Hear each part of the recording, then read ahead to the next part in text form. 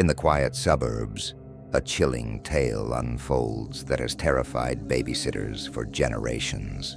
The story of the babysitter and the man upstairs.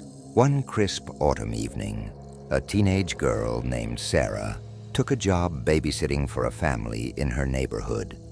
The parents, headed out for a night of dinner and movies, reassured her that the children would be sound asleep before long.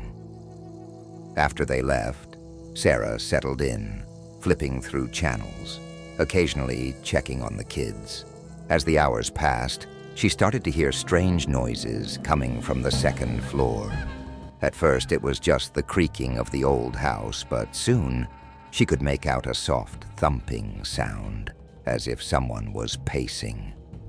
Feeling uneasy but dismissing it as her imagination, she continued watching TV, occasionally glancing upstairs.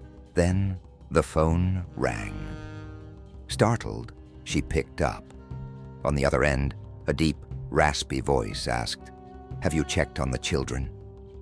The hairs on her neck stood on end, but she managed to stammer a response, insisting everything was fine. Hanging up, she felt a cold wave of dread wash over her. To calm her nerves, Sarah went upstairs to check on the kids, finding them blissfully asleep. But the thumping noise persisted, echoing through the empty halls. She decided to investigate, her heart pounding in her chest.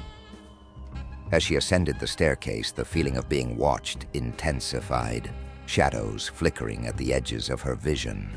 As she reached the top, she turned to the left to look into the master bedroom. To her horror, she found the door ajar and the light flickering inside. Taking a deep breath, she pushed the door open, but the room was empty, except for a single window left wide open, the curtain swaying in the breeze. Suddenly, the phone rang again. This time, panic gripped her as she answered, and the voice on the line growled, "Get out! He's coming for you!" Without a second thought, she bolted down the stairs, her heart racing. As she reached the front door, she heard footsteps behind her. They were heavy, deliberate, closing in. She fumbled with the lock, desperate to escape.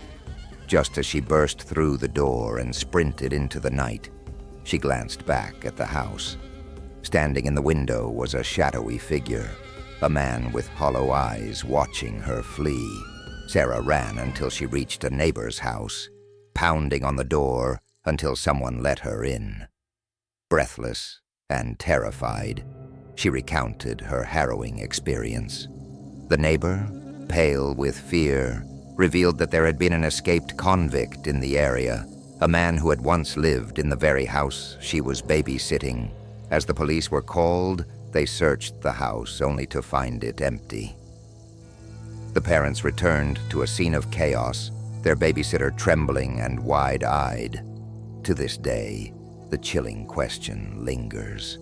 What if Sarah had checked on the children one more time? What if she hadn't escaped?